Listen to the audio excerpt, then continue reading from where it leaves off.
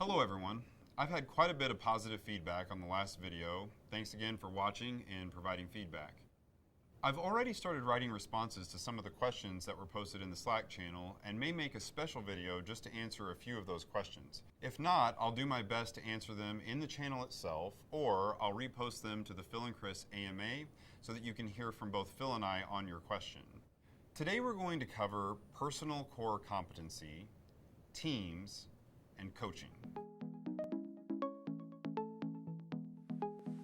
In 1968, Ted Williams wrote a book called The Science of Hitting. Warren Buffett refers to this book often when he describes the concept of core competency. Let's look at Ted Williams' analysis of the strike zone, which he divided into 77 cells, each the size of a baseball. In 1941, Ted Williams finished the season with a .406 batting average, a monumental accomplishment that hasn't occurred since. To accomplish this, he cut the strike zone into 77 sections that were the size of a baseball. From there, he used the data from his past seasons to calculate his batting average based on the ball's position in the strike zone. What Ted figured out is that if he waited to swing for the pitches in that red zone, he would break 400. But if he swung at pitches that were low and outside, an area where he was weak, he would hit around 230. So he decided that he simply wouldn't swing until he got the pitch he wanted. And that single decision is why Ted Williams is known by most baseball fans as the greatest hitter that ever lived. There are several very valuable truths in the way Ted Williams thought about hitting. At some point in our lives, we have to come to terms with where we are great and also where we are not. A clear assessment takes some work. First, you have to be brutally honest with yourself. You probably already know where your core competencies are, but you may not. Second, you need colleagues, managers, and coaches that help you refine your assessment. Once you know where you hit 400, spend as much time as possible beating the hell out of the ball, and don't swing at pitches that are outside of your sweet spot. Bill Campbell, the famed coach of Steve Jobs, Eric Schmidt, Larry Page and Sergey Brin, Ben Horowitz, and everyone else of Silicon Valley fame, believed that companies should make teams the fundamental unit of the organization, not individuals. If you stay laser focused on your core competencies, which are limited by definition, then the key to success becomes team performance and team composition. You don't have to be great at everything as an individual. You have to be great at everything as a team.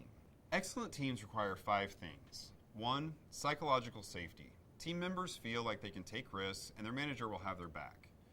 2, they need clear goals. 3, each role on the team must be meaningful.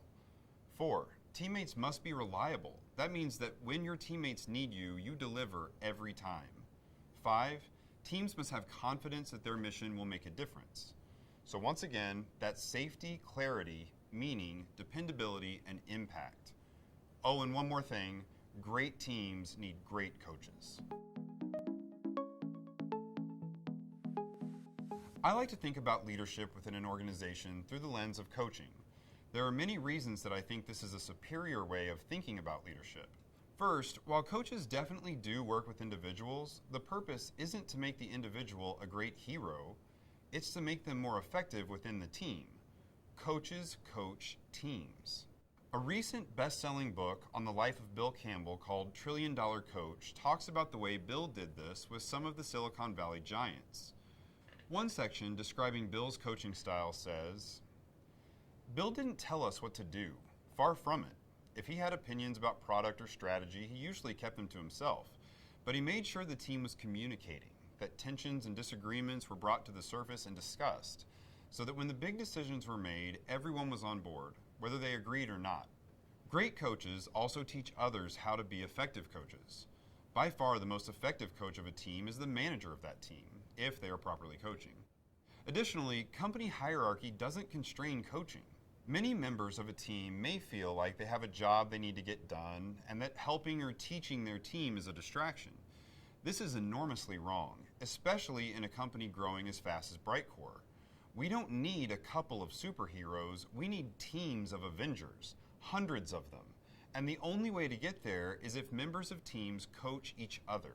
I've seen some incredibly encouraging movement in this direction recently, and I would love to see even more. There's a channel in Slack for discussing books that people find helpful.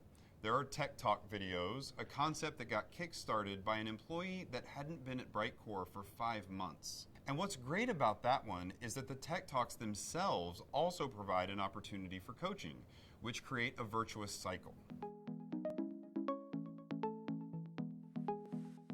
Well, I hope you found this video helpful. Hopefully you feel inspired to find and focus on your core competencies, work hard at being a great teammate, and to try your hand at coaching others. Feel free to drop any questions in the Chris's Corner Slack channel, and I'll try to answer them as quickly as I can.